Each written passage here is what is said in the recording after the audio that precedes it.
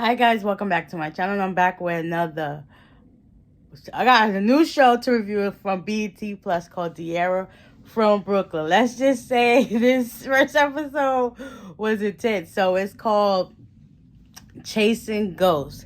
So Diarra moved back to Detroit from a failed marriage to one of her friends, I believe cousin or brother named S1XE1, and she was awoken by somebody breaking into her house.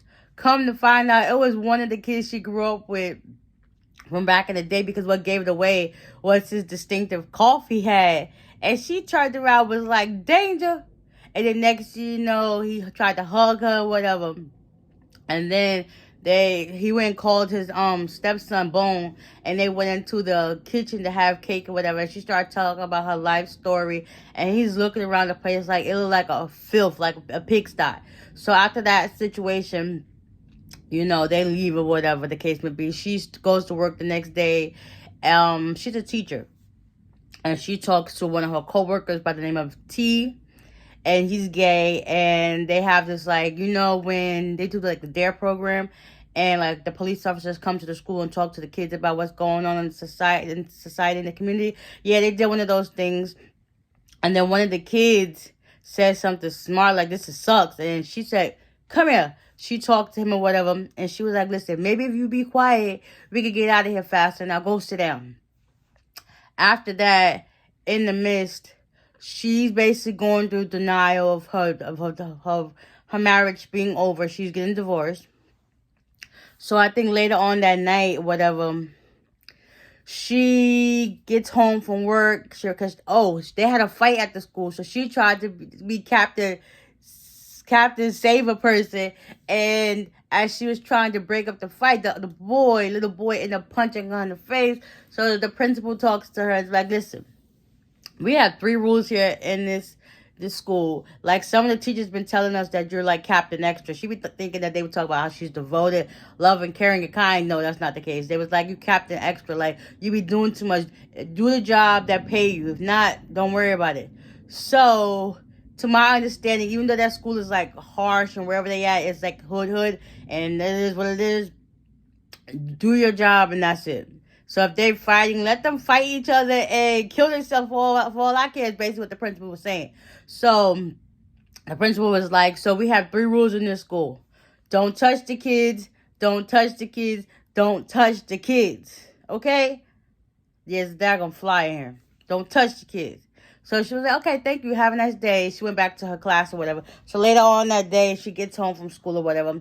One of her old school class frenemies named Moni has her daughter. She's knocking at her door like, "Listen," her car door like, "Listen, you don't turn the daggone music off." And they had some words to each other. So she was like, "Word on the street is Danger told us that you're in denial about your divorce and your house is dirty as heck." I was like, what in the world? So later on that night, she got up the gumption. She went over to his house, and one of her students that she taught when she was younger, she was like, "How you recognize me?" And she was like, "Listen, I'll never forget her face, Leslie Watson." And she mushed him and went on to where Danger was at. So she was like, "Listen, next time I tell you something, don't just tell everybody, like have everybody in my daggone business. I'm not playing with you." And he looked like, okay, whatever. So she had this club on her hand. She ended up breaking the fish tank, and everybody was just like, "Oh, she really not playing with you." So everybody's sitting there quiet, like whatever. She's like, "Please, somebody say the daggone fish." And she walks out. She gets to her phone outside, and she was thinking about calling her husband. They ain't her husband no more. And then Danger was like, "Listen, I'm gonna give it to you this one time, or whatever, and I let you know I'm not playing with you." She stuck her middle finger up. It was like deuces, and went on about her business. So now she ends up going on like this Tinder app, and she meets this guy named Chris. So they go have a date at this nice fine place called Lily's or whatever, and they have a good time. she started first talking his head off. Then she was like, listen, let's just think about this as our third date. And, you know, we done got past the getting to know you conversation. So they ended up having a good time and a good night. And then she saved his name in her phone as Ambien. His name is Chris. And then after a while, he ghosted her. Like, she ain't hear from him in like a whole week. She starts telling her friend T, start telling her friend Aja. And they just like, girl, it is what it is. He ghosted you. So then after that, she figured out where he lived, because he was like, he lived across the street from this restaurant called Mofo's on the east side. So she decided to go to visit Mofo's, to eat with them. And they talk about it. And then this lady out of nowhere, she don't even know her, mind you, she's jumping into their conversation, talking. Talk about, what do y'all talk about? She was like, ma'am, mind your business, please. So after that, then she goes back home and whatnot. And then she has another moment where she eventually says apology to Moni, whatever. She's like, I'm sorry, whatever. And then Moni came over her, talked to try to console her, like, and she realized that she really was in denial about her divorce, and that she used Ambien to try to, well, Chris, to get over it or whatever.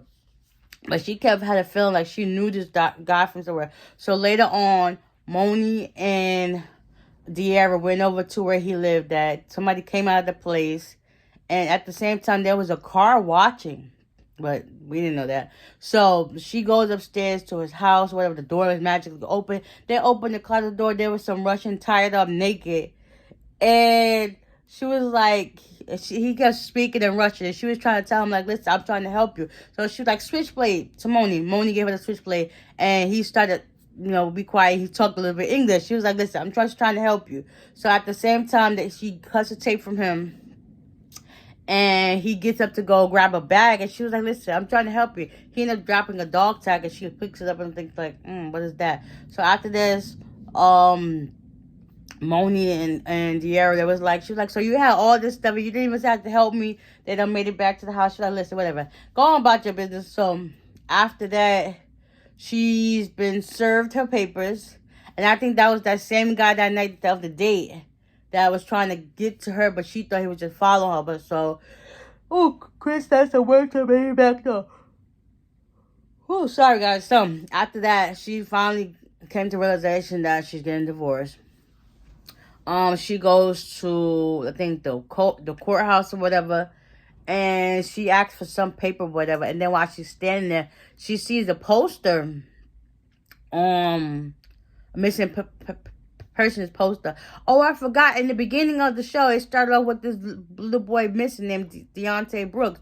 So come to find out, she was like, now I know I seen this boy. Deonte Brooks got missing at the age of 6, and he'll be 33 years old now. Come to find out, the person that she banged was Deonte.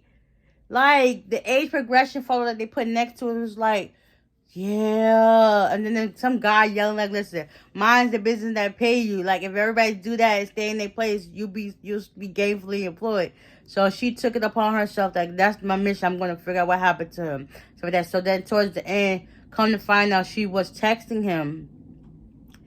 And he texts back, oh, I miss you already. 2, next you know, he gets bum rushed by 2 guys.